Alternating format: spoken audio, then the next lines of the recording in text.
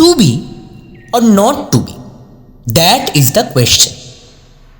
ভৌতিক গল্পের মূল কথা হল ধরা দিয়েও ধরা না দেওয়ার এক আশ্চর্য খেলা। ভূত কি সত্যিই আছে? এই প্রশ্নের কোনো সহজ উত্তর আমাদের কারোর পক্ষে দেওয়া সম্ভব না, কিন্তু তবুও আমরা শুনে থাকি যে কেউ কেউ নাকি সত্যি তাদের দেখা পেয়েছেন। কে জানে, হয়তো তারাও বাস্তব। আকাশে আমরা যত তারা দেখি সেটুকুই কি সব? না হে বন্ধু, বিপুলা এই পৃথিবীরও কতটুকু জানি আমরা। যা হোক, আর কাল বিলম্ব না করে এবার আজকের গল্পটা শুনে নেওয়া যাক। হয়তো আপনার জীবনে ঘটে যাওয়া কোনো ঘটনার সঙ্গে কোথাও এক সমাপতন খুঁজে পেলেন।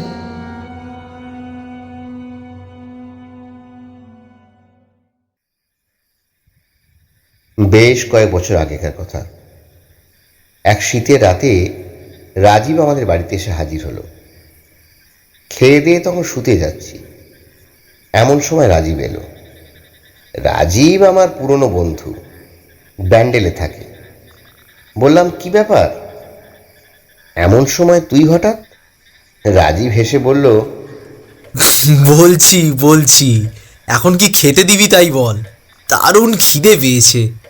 আরে কি খাবি বল, লুচি আর আলু ভাজা খা বরং।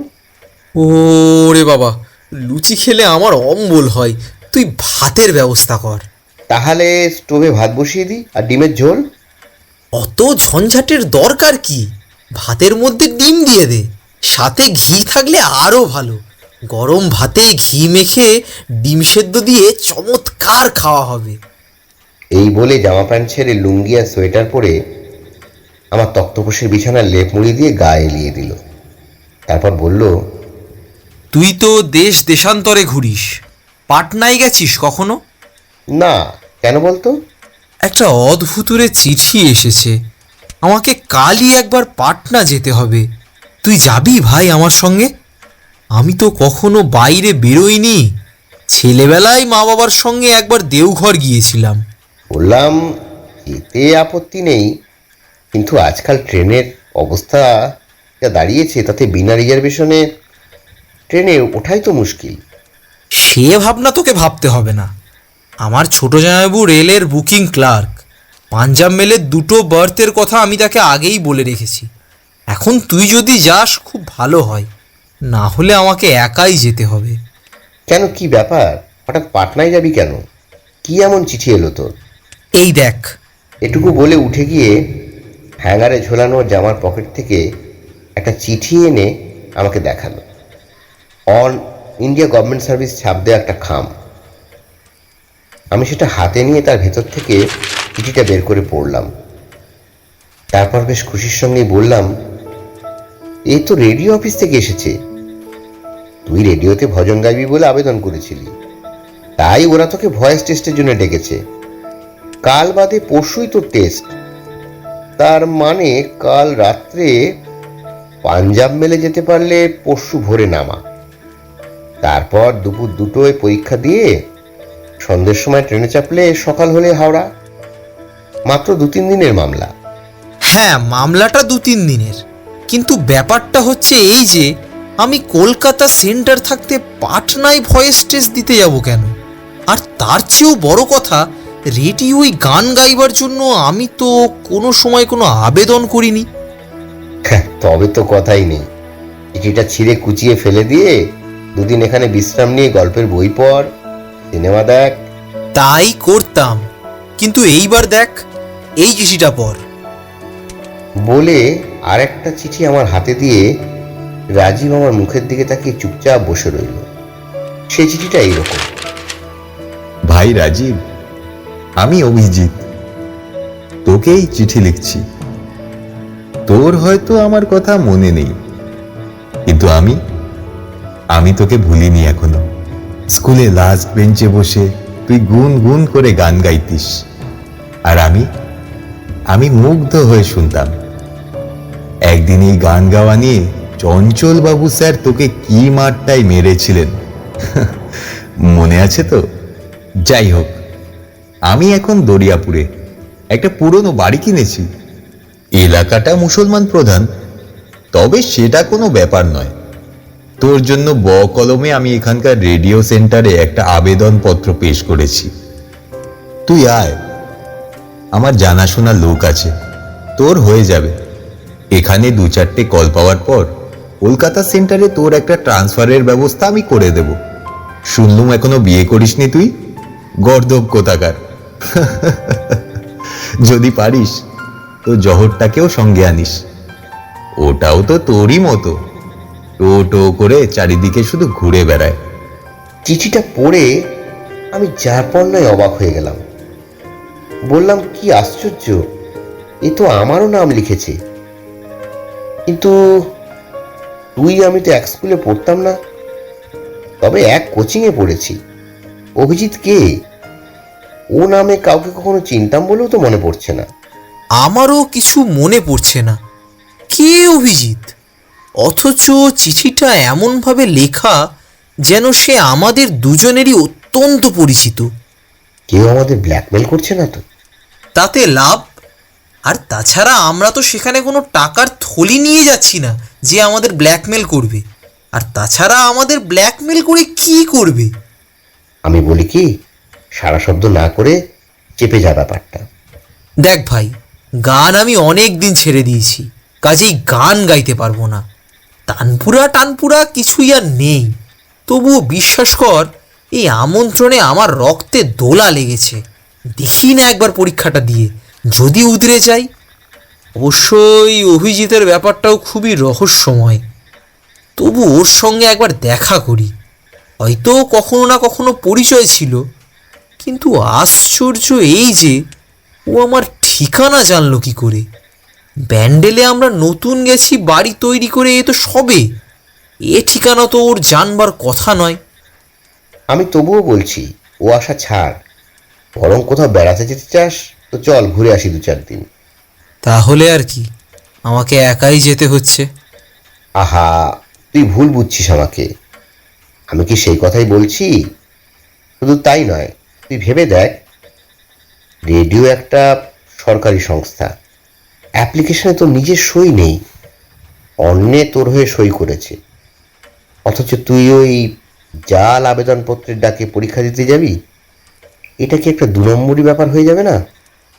ধরা পড়লে কিন্তু কেলেঙ্কারি হয়ে যাবে। হবে, তবু যাব এবং দেখব যে এই অভিজিৎটা কে। চল তবে। আমি মুখে ওকে বারণ করলেও কৌতূহল আমারও বড় কম ছিল না। সে রাতটা 2 বন্ধুতে গল্প গুজবে কাটিয়ে পরদিন সকালে রিজার্ভেশনের জন্য গেলাম। টিকিটের অবশ্য অসুবিধে হলো না। ওর ছোট জামাইবাবু সৌজন্যে 5 আপে 2টো বার্থ পেয়ে গেলাম। সঙ্গে টাকা করেও নিলাম বেশি করে। ঠিক হলো, পাটনার কাজ শেষ হয়ে গেলে রাজগীর কিংবা বেনারসে গিয়ে কাটিয়ে আসবো কয়েকটা দিন। এখন অঘ্রাণের শেষ। এই কনকনে শীতে বিহার ইউপির দর্শনীয় স্থানগুলো ঘুরে বেড়াতে মন্দ লাগবে না। সে কি দারুণ আনন্দ!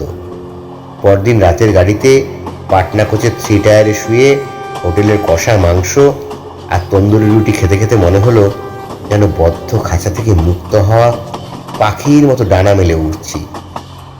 প্রচণ্ড শীতের দাপটটাকে ঢাকতে সারা গায়ে কম্বল মুড়ি দিয়ে ট্রেনের দোলায় দুলতে দুলতে কখনো জেগে কখনো ঘুমিয়ে এক অপূর্ব নিশি যাপন করতে লাগলাম।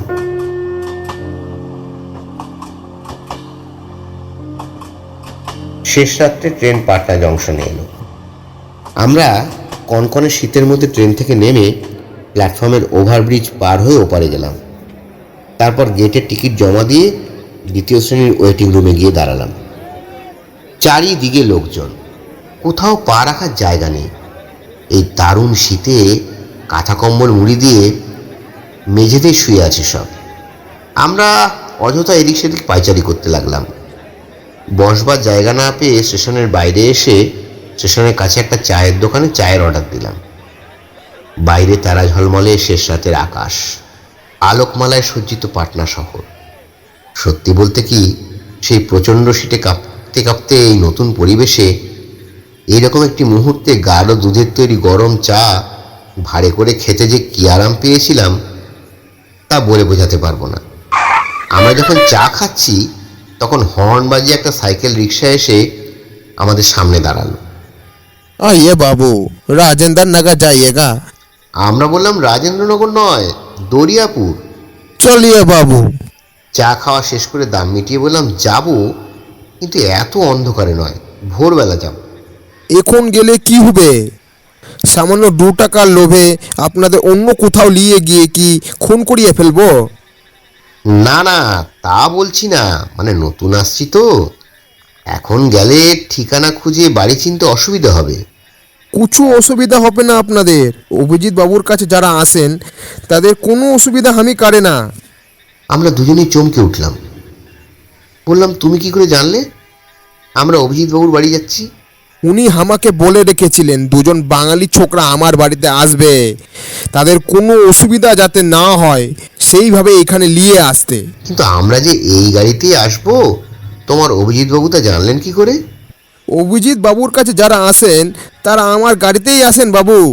ও, তা আমরাই যে সেই লোক তুমি জানলে কি করে? আমি যখন রাজেন্দ্র নগর বললাম আপনারা তখন দরিয়াপুর বললেন, তাতেই আমি বুঝলাম আপনারা তারাই। আমরা দুজনে পরস্পরের দিকে একবার তাকিয়ে চোখে চোখে সম্মতি জানিয়ে রিকশায় উঠে বসলাম। আলোকজ্জ্বল পাটনা শহরের বুকে রাত্রির যাত্রী আমরা।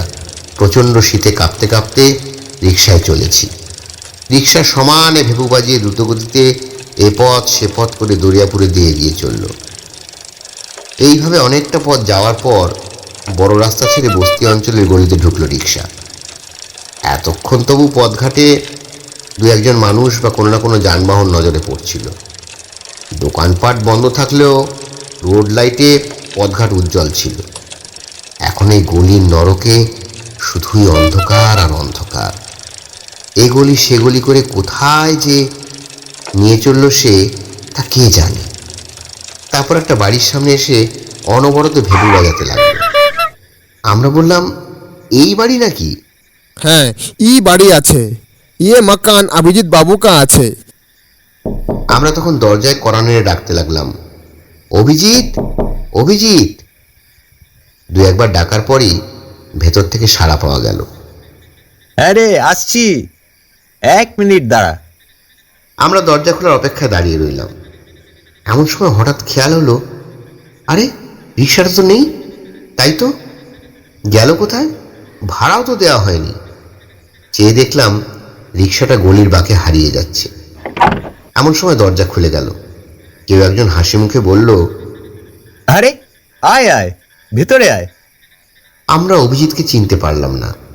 বুঝলাম কোথাও একটা ভুল হচ্ছে হয়তো। অভিজিৎকে না চেনার কারণও আছে অবশ্য।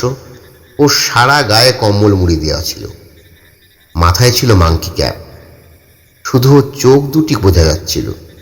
যাই হোক, অভিজিতের পেছন পেছন আমরা ঘরে ঢুকে সোফায় বসলাম। ঘরের দেয়ালে অনেক আঁকা ছবি টানানো আছে। অভিজিৎ হেসে বলল, ওগুলো আমারই আঁকা। আমি বললাম তোমার চিঠি পেয়ে আমরা চলে এসেছি, কারণ রেডিওর প্রোগ্রামের তারিখ আজই। অথচ আশ্চর্য দেখো, তোমার কথা আমরা প্রায় ভুলেই গিয়েছিলাম। সত্যি বলতে কি, এখনো চিনতে অসুবিধা হচ্ছে তোমাকে। তা চা না কফি? রাজীব বলল, এই তো চা খেলাম, তবে যা দারুণ ঠান্ডা। তবে এবার একটু কফি হলে মন্দ হয় না। অভিজিৎ উঠে গেল। তারপর আমাদের দুজনের জন্য 2 কাপ কফি নিয়ে এলো, সঙ্গে ক্রিম কেক আর বিস্কুট। আশ্চর্য, কফিও কি আমাদের জন্য তৈরি ছিল? অভিজিৎ বলল, খুব অবাক হয়ে যাচ্ছিস না? মুখটা ঠিক মনে করতে পারছিস না? ভাবছিস কে না কে নকশা করছে হয়তো। আমি বললাম ঠিক তাই। অভিজিৎ তখন বলল, আজকে এই ট্রেনে এসে ভালোই করেছিস তোরা, না হলে পরে এলে দেখা হতো না। একটা দরকারি কাজ পড়ে যাওয়ায় একটু পরেই আমাকে দানাপুরে চলে যেতে হবে। সেই জন্য অবশ্য তোদের থাকার কোনো অসুবিধা হবে না। আমি চাবি দিয়ে যাব, তোরা বাইরে যাওয়ার সময় মেন গেটে তালা দিয়ে চলে যাস। অনেক হোটেল আছে এখানে, যেখানে হোক খেয়ে নিয়ে ঠিক 2টোর সময় রেডিও স্টেশনে চলে যাবি। তবে ভাই একটা কথা, আমার ওপর রাগ করে কাজ মিটে গেলে চলে যাস না যেন। আমি সন্ধ্যের সময় ফিরব, তারপর 3 বন্ধুতে রান্না খাওয়া করে হই হল্লায় কাটিয়ে দেবো সারাটি রাত। রাজীব কফি খেতে খেতে বলল, তা তো বুঝলাম, কিন্তু ভাই একটা কথা, এখানকার অ্যাপ্লিকেশনে যে সিগনেচার করা আছে তার সঙ্গে তো আমার সই মিলবে না। এতে কোনো অসুবিধা হবে না তো? আরে না না, কোনো অসুবিধা হবে না। ওখানে গিয়ে ঝাঁঝির খোঁজ করবি, ঝাঁঝি সব জানে। তাকে বলবি আমি পাঠিয়েছি তোকে, আর কেউ কিচ্ছু জিজ্ঞাসা করবে না। আমাদের কফি খাওয়া যখন শেষ হলো তখন একটু একটু করে ভোরের আলো ফুটে উঠেছে। অভিজিৎ উঠে দাঁড়িয়ে বলল, কিছু মনে করিস না ভাই, আমি চলি। আমার আর থাকার উপায় নেই।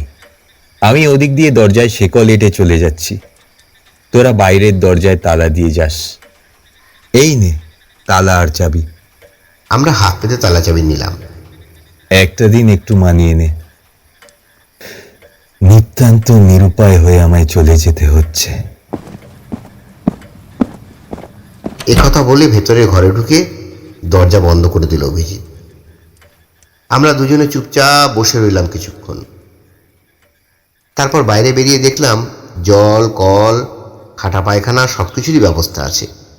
আমরা দাঁত মেজে মুখ হাত ধুয়ে ঘরের দরজা বন্ধ করে মেন গেটে তালা দিয়ে বাইরে চলে এলাম। সবে সকাল 6টা, ভয়েস টেস্ট দুপুর 2টোয়। যার আতিথ্যে এলাম সেই যখন নেই, তখন মিছিমিছি এখানে বসে থেকে সময় নষ্ট করে লাভ কি? তার চেয়ে পাটনা শহরটা একটু ঘুরে বেরিয়ে দেখে নিই। পাটনা তো আমাদের কাছে পাটনা নয়, পাটলিপুত্র, মগধের রাজধানী। সেই চোখ নিয়ে দেখতে হবে। 2 টাকা ঘন্টা হিসেবে একটা রিক্সা ভাড়া করে গোটা শহরটা আমরা প্রদক্ষিণ করতে লাগলাম। অনেক ঘোরাঘুরির পর মহেন্দ্রনগরে এসে আমরা রিক্সা ছাড়লাম। এখানে এসে অনেকক্ষণ ধরে দোতলার বারান্দায় বসে গঙ্গার সৌন্দর্য দেখলাম। তারপর একটা হোটেলে খেয়ে ঠিক 2টোর সময় হাজির হলাম পাটনা বেতার কেন্দ্রে। আমরা অফিস ঘরে গিয়ে কাগজপত্র জমা দিতেই ওখানকার ইনচার্জ একবার তাকিয়ে দেখলেন আমাদের দিকে। তারপর হেসে বললেন, কে পাঠিয়েছে আপনাদের? অভিজিৎ বাবু? আশ্চর্য তো, লোকটা জানলো কি করে? বললাম, হ্যাঁ, অভিজিৎবাবু আমাদের পাঠিয়েছেন। তবে আপনাদের চিঠি পেয়ে আমরা এসেছি। আপনি কি ঝাঁঝি? জি হ্যাঁ। কোথা থেকে এসেছেন আপনারা? এখন অভিজিৎ বাবুর বাড়ি থেকে আসছি। তা বলুন, আমি কি করতে পারি আপনাদের জন্য? কি আর করবেন, আমার বন্ধু রাজীব পাটনা বেতার কেন্দ্র থেকে গান গাইবে। ওর ভয়েসটা টেস্ট করে ছেড়ে দিন। আপনারা কলকাতায় কোথায় থাকেন? আগে ঠিক কলকাতায় নয়, আমি থাকি হাওড়ায়, আর আমার এই বন্ধুটি থাকেন ব্যান্ডেলে। ঝাঁঝি বললেন, কিন্তু যে চিঠি আপনারা এনেছেন সেই চিঠির ওপর ভরসা করে কি আমি আপনার বন্ধুর ভয়েস টেস্ট করতে পারি? কেন পারেন না? এ তো আপনাদেরই দেওয়া চিঠি। স্বীকার করলাম, কিন্তু এতে রাজীব বাবুর নাম কোথায়? ইহা তো অন্য নাম দেখছি। আমরা দুজনেই চিঠিটার উপর ঝুঁকে পড়ে দেখলাম তাতে পরিষ্কার লেখা আছে আমার নাম। বললাম, কি ব্যাপার, আমার নাম কেন? আমি তো গানই গাইতে পারি না, তাছাড়া আমি কোনো আবেদনও করিনি।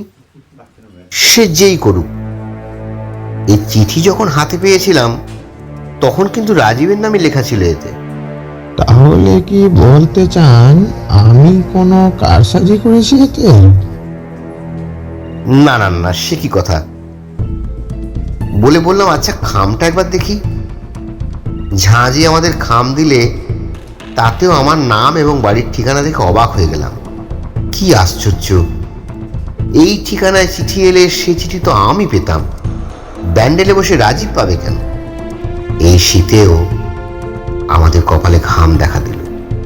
ঝাঁঝি কঠিন গলায় বললেন, গভর্নমেন্টকে চিট করতে আসার জন্য আমি আপনাদের দুজনকেই পুলিশে দেব। আমরা সবাই বললাম, ঝাঁজি প্লিজ, আপনি বিশ্বাস করুন, আমরা জোচ্চোর নই। আসলে আমরা বোকা বনে গেছি। কেউ আমাদের বিপদে ফেলবে বলে এই টোপ ফেলে এ কাজ করেছে। ঝাঁজি হেসে বললেন, যাক, আপনাদের অবস্থা দেখে খুব হাসি পাচ্ছে আমার, তবু আপনাদের জন্য মায়া হচ্ছে। ঠিক আছে রাজীব বাবু, আপনি এক কাজ করুন, ব্যাকডেটে একটা অ্যাপ্লিকেশন করুন, তারপর দেখছি আপনার বয়সটা টেস্ট করে আপনার জন্য কিছু করতে পারি কিনা। রাজীব তাই করলো। ঝাঁজি ওকে নিয়ে গেলেন স্টুডিওর ভেতরে।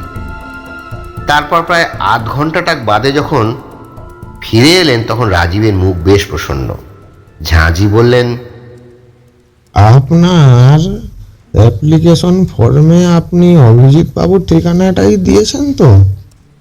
রাজীব বলল, আজ্ঞে হ্যাঁ। ঠিক করেছেন, কেননা ওয়েস্ট বেঙ্গল থেকে এসে পাটনায় অডিশন দেওয়া বা প্রোগ্রাম পাওয়া যায় না। তবে আপনার কেসটা আলাদা। আপনি ফর্মের পেছনে আপনার ব্যান্ডেলের ঠিকানাটা লিখে দিন। পাস করলে বা প্রোগ্রাম পেলে চিঠি দেব। মনে হচ্ছে আপনার হয়ে যাবে।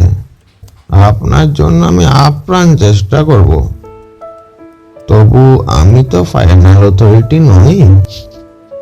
ইতিমধ্যে বাড়ি গিয়ে বেশ পুরো দমে সঙ্গীত চর্চা চালিয়ে যান।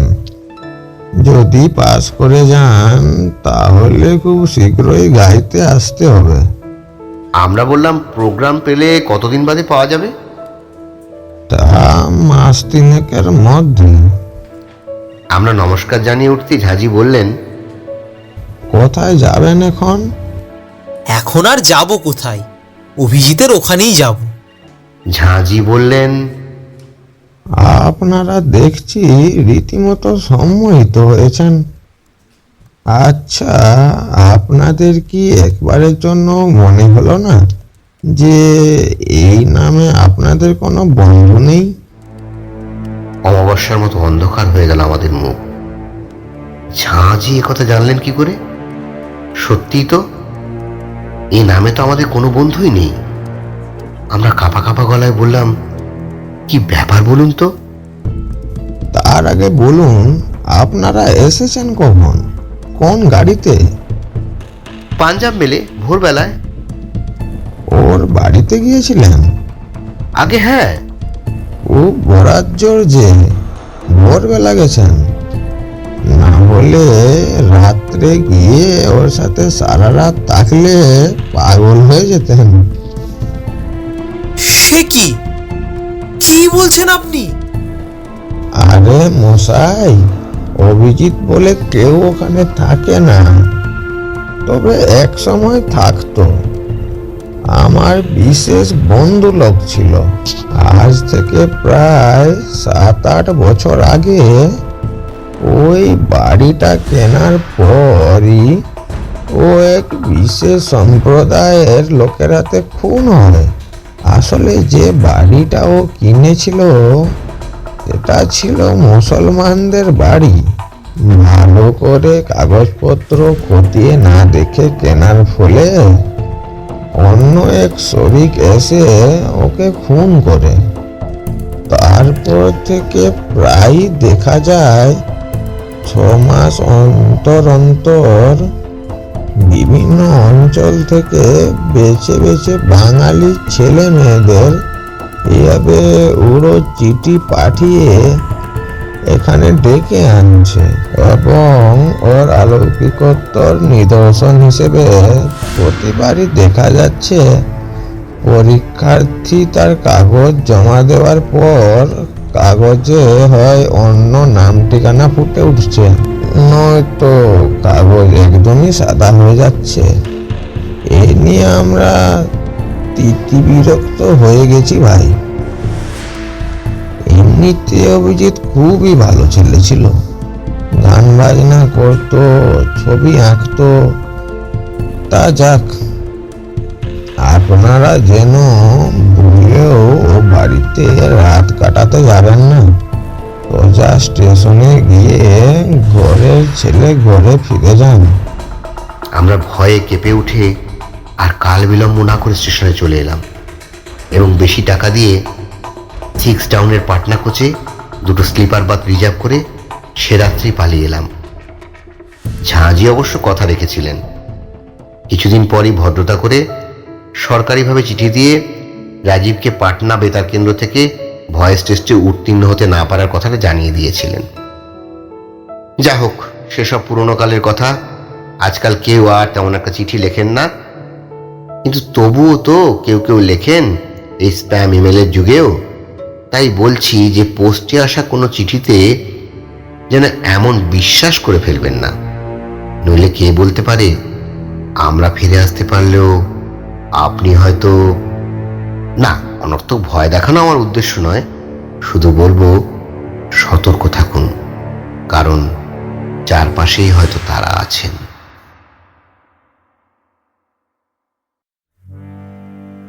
হয়তো আজকের গল্প আপনাদের গাঁজাখুরি লেগেছে, কিংবা মনে হয়েছে বাস্তব। তবুও এ কথাই বলবো যে অবিশ্বাস করবেন না দয়া করে।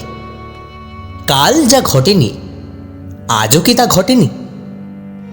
আজ যা ঘটেনি তা যে আগামীকাল ঘটবে না, এই ব্যাপারেই বা কিসের নিশ্চয়তা?